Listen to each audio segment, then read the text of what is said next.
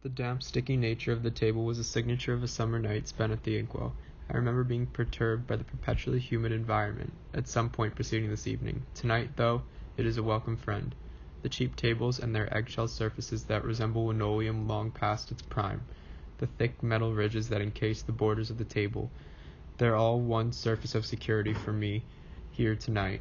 My French fries have gone cold, and my iced coffee warm.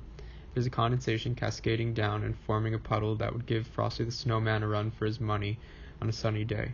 This is it. This is the end of all of this, I remember thinking. Of course I see now the dramatic nature of this thought, but the feeling held validity in its own right. Downcast eyes can only stay that way for so long. The world pushes on. Like an instinct, one eventually raises their eyes as if in fear of being mowed down by the continuity of life itself. Tonight is a stark reminder of that continuity.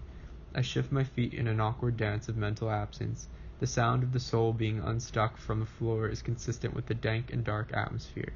The red plastic cushions of the booth swallow me whole as I slump further and further down. I'm asking them to hold me tight and keep me from going where I know I will. Somehow the check sits before us. I don't remember asking for it or seeing our server deliver it. Time works differently here, and I've grown accustomed to waiting for hours for both my food and the bill. It's somewhat fitting that the service is expedient on this night, as if this place of ours were saying, "Move along, my fledglings, leap from the nest." Peering out the window into the street, I see my 2001 black BMW perched under the warm light of a street lamp, a beacon in the night trying to lure me away. I begin to wonder, so the end of summer means drifting off into the night. Why can't it go out with a bang? By means unknown, we find ourselves standing in that lot, basking in the yellow artificial beams looking to abduct us. The moths have already made their way up to the beacons. They're easy pickings. I won't go so easily.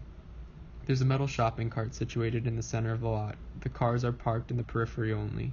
The contents of the shopping cart are limited. Just a mountain of glass bottles, green, translucent, brown, tall, oblong, stumpy. The diversity comprising the mountain furthers my attraction. It was then that I realized I could end my last night of summer with a bang. I would not conquer this mountain. I would wipe it from the geography of the land itself.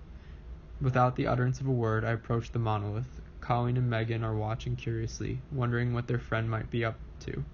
Before an exchange of words can take place, I've thrust my leg and sent it on a mission of destruction. Someone is yelling all the while. It takes me a minute to realize the guttural cries emanating from my own being. The mountain flies. The various glass vessels are sent sprawling. One by one they shatter, exploding in a mystical display of fragments. I've not gone quietly into this good night.